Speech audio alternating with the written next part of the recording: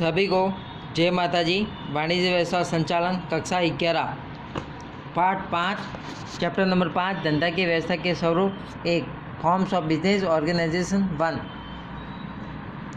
समय के साथ साथ मानवीय आवश्यकताओं में वृद्धि होती गई, विविधता आती गई, मनुष्य अपनी सभी आवश्यकताओं को स्वयं संतुष्ट करने में असमर्थ होता गया। उसे दूसरों की सहायता की भी आवश्यकता हुई। तो समय के साथ साथ मनुष्य को अपनी आवश्यकताओं के अलावा दूसरों की आवश्यकताओं की भी आवश्यकता हुई। तत्पश्चात समाज में एक ऐसा वर्ग अस्तित्व में है जो समाज के अलग अलग मानवों को आवश्यकता की संतुष्टि के लिए वस्तु, सेवा, मुद्रा के विनिमय करने में अपना समय और शक्ति खर्च करने लगा। यही वर्ग व्यापारिक क्रय और बिक्री की प्रवृत्ति के लिए उसने अलग व्यवस्था की और इस प्रकार धंधा की व्यवस्था के विविध प्रकार जैसे व्यक्तिगत मालिक साझेदारी, हिंदू अविभक्त कुटुंब, HUF द्वारा संचालित धंधा, सहकारी मंडली और जॉइंट स्टॉक कंपनी जैसे स्वरूप करोड़ में अस्तित्व में आते गए। सबसे पहले व्यक्तिगत मालिकी धंधा की व्यवस्था के दूसरे मालिक का स्वरूप सबसे प्राचीन और सरल है। धंधा की व्यवस्था में दूसरे मालिकी का स्वरूप सबसे प्राचीन और सरल है। ये स्वरूप में व्यापार धंधा के उद्यम काल में इससे अस्तित्व है। तीव्रता में परिवर्तन होते विश्व में व्यापार धंधा के स्वरूप अस्तित्व में आए, विकसित हुए, फिर भी ये प्राचीन और सरल प्रथा आज भी विद्यमान हैं। अर्थ व्यक्तिगत मालिकी एक इस प्रकार का स्वरूप है जिसकी मालिकी संचालन और नियंत्रण एक ही व्यक्ति का होता है। मतलब व्यक्तिगत मालिकी क्या होता है कि जैसे अपनी कोई खुद की दुकान होती है तो उसका संचालन भी अपन खुद करते हैं और उस दुकान का भी नियंत्रण भी अपन खुद करते हैं। तो व्यक्तिगत मालिकी एक ऐसा प्रकार स्वरूप है इसकी मालिकी संचालन और नियंत्रण एक व्यक्ति का होता है। एक ही व्यक्ति उसमें पूंजी विनियोग करता है, धंधा प्रारंभ करता है, धंधे के कार्य जैसे क्रय विक्रय को संभालता है तथा उसके परिणाम लाभ और हानि स्वयं ही उठाता है। तो साधारण शब्दों में व्यक्तिगत मालिकी वह होता है जो अपने खुद की दुकान को स्वयं उसका संचालन करता है, नियंत्रण करता है, वही उस व्यक्ति का पूंजी विनियोग करता है, धंधा प्रारंभ करता है, धंधा के कार्य जैसे क्रय विक्रय भी करता है, लाभ भी खुद ही को मिलता है और हानि भी स्वयं को होती है।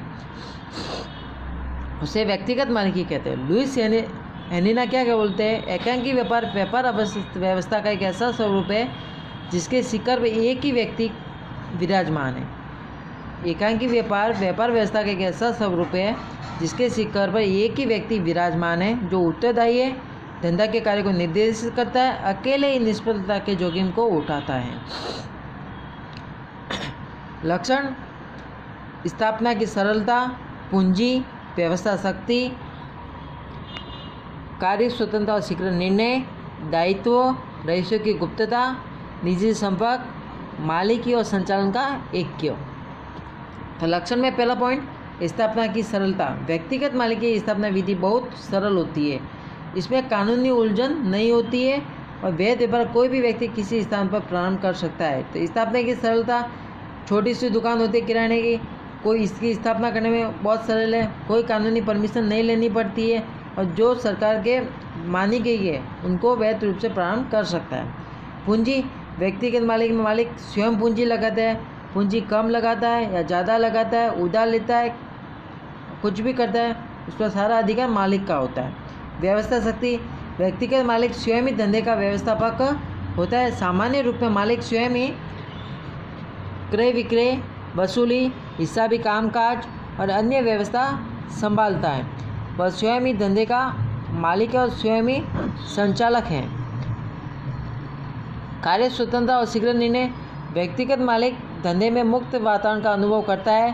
धंधाकीय कार्य अपनी सूझबूझ तथा योग्यता के अनुसार संपूर्ण स्वतंत्रता से करता है और स्वयं ही मालिक होने से शीघ्र ही और सरलता से निर्णय ले सकता है। कार्य स्वतंत्रता और शीघ्र निर्णय व्यक्तिगत मालिकी धंधे में मुक्त वातावरण अनुभव करता है।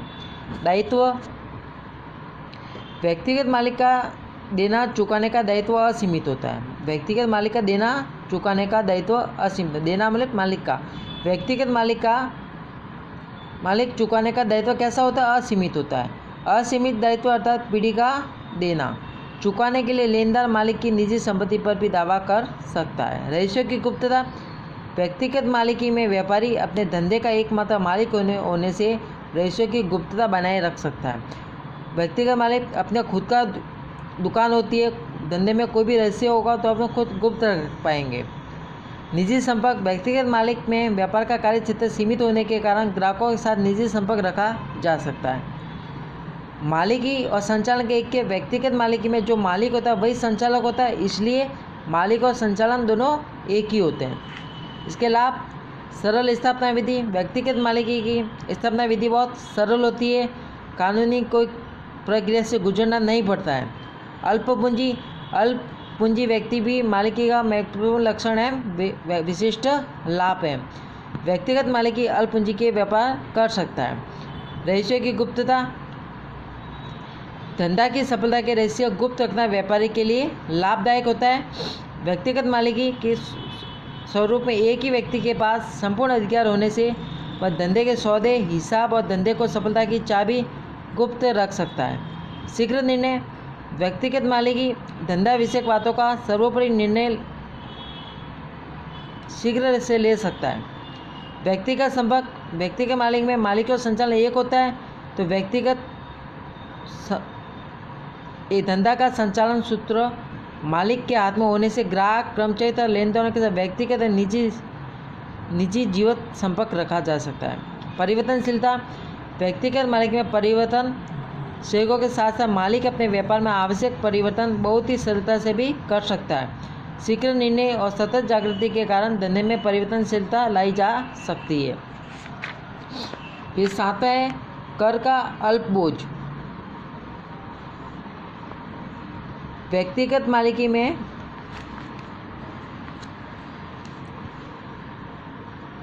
सातवां कर का अल्प बोझ। व्यक्तिगत मालिक में धंधा की आय मालिक की होती है अथवा उस पर व्यक्ति द्वारा होने वाली आयकर की दरें लागू होती है। सामान्य रूप से व्यक्ति के मालिक के धंधा का कर लघु होने से आय कम होती है। अन्य कानूनी नियंत्रण, व्यापार व्यवस्था के अन्य स्वरूपों की तुलना में व्यक्तिगत मालिकी पर कानूनी नियम कम होते हैं और पूंजी में कमी वृद्धि के लिए किसी भी सहमति की आवश्यकता नहीं होती है। फिर इसकी सीमाएं, सीमित पूंजी होती है, असीमित दायित्व, अल्प आयु, सीमित कार्य क्षमता, निर्णयों में भूल की संभावना, विशाल पैमाने पर व्यापार के लाभ का अभाव। तो सीमित पूंजी, अल्प पूंजी से व्यापार किया जा सकता है, ये व्यक्तिगत मालिकों को विशिष्ट लाभ है, तो साथ ही उसकी मर्यादा भी बन जाता है। असीमित दायित्व, व्यक्तिगत मालिक का दायित्व भी असीमित होता है, इसलिए वह अपने दायित्व से मुक्त नहीं हो सकता है। अल्प आयु, धंधा के मालिक की मृत्यु हो जाए, दिवालिया घोषित हो जाए, पागल हो जाए, तो ऐसे सहयोगों में भी उसका अंत हो सकता है। सीमित कार्य क्षमता, व्यक्तिगत मालिक से संस्था की नीति निश्चित करने के लिए मालिक उत्तरदायी होता है। प्रत्येक व्यक्ति की कार्य करने की सीमा होती है। मालिक स्वयं संचालक होने से भले कितना भी बुद्धिशाल हो तो भी मर्यादा अवरोध रूप होती है। निर्णय में भूल की संभावना, व्यक्तिगत मालिकी धंधा के सभी निर्णय स्वयं ही लेता है और उसे दूसरों के अनुभव का विशिष्ट ज्ञान या बुद्धि का लाभ प्राप्त नहीं हो सकता है।